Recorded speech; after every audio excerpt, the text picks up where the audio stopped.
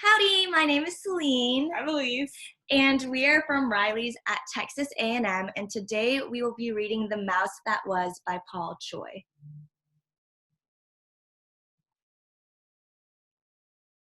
This is a story of a little mouse who discovered that all he had to do to be happy was be himself.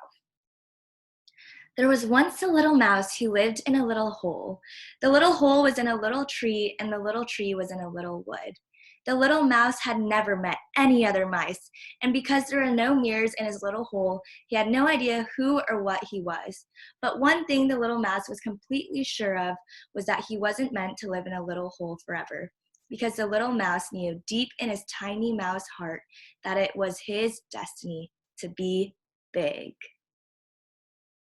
So one day, the little mouse decided to leave his little hole and discover the world. He packed a little bag full of all his important mousy things, and off he went as fast as his very little legs could carry him. After many days of traveling, he came across a zoo. It wasn't actually very far from his little wood, but this mouse only had very little legs, so everywhere seemed like quite a long way.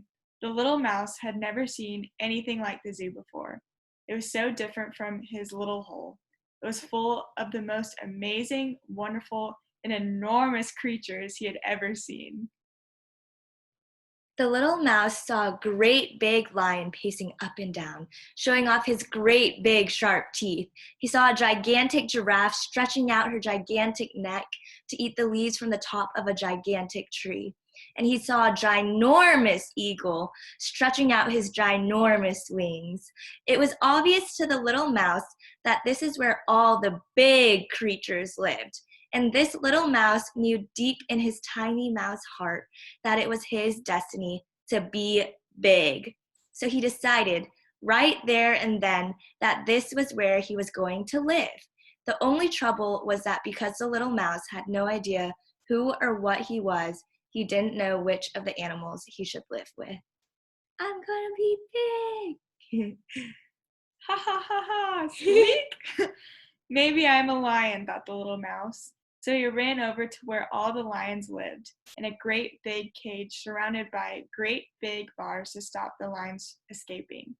Being so small, the little mouse scampered straight through the bars to meet the great big lions inside, taking a great big breath, which isn't actually very big if you're a little mouse.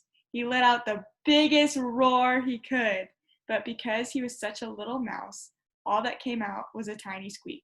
All the lions fell about laughing. Thought the little mouse. Maybe I'm not a lion. Maybe I'm a giraffe.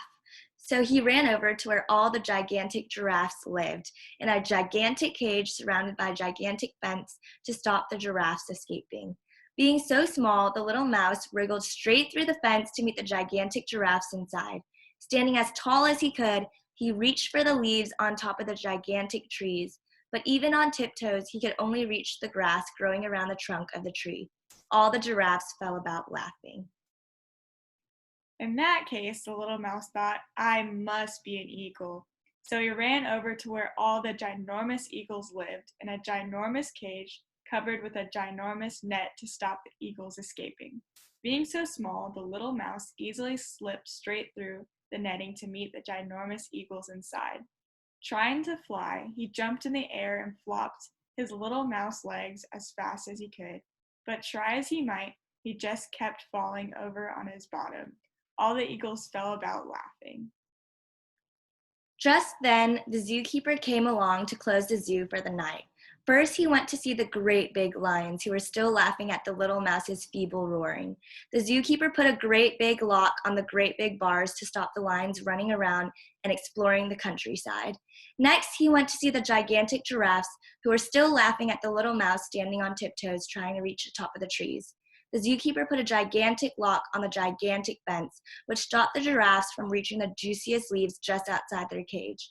Lastly, the zookeeper went to see the ginormous eagles who were still laughing at the little mouse, trying to fly and falling on his bottom. He put a ginormous big lock on the ginormous nets to stop the eagles from flying off and soaring through the sky.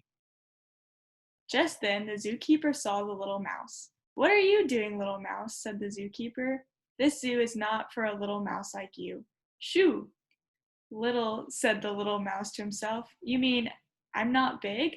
Looking around, the little mouse realized that out of all of the enormous animals in the zoo, he was the only one small enough to scamper through the bars, wriggle through the fences, and slip through the netting.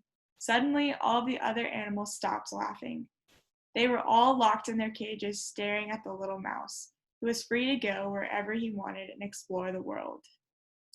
The little mouse fell around laughing at how lucky he was to be so small. He realized he didn't need to be big. He was a little mouse, and being little was all he needed to be happy.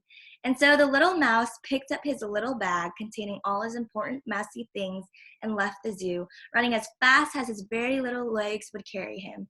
He ran all the way back to his little hole and his little tree and his little wood, and he promised himself that from that day forward, he would just enjoy being a little mouse, the very best little mouse he could be. The end. Thank you. Thank you!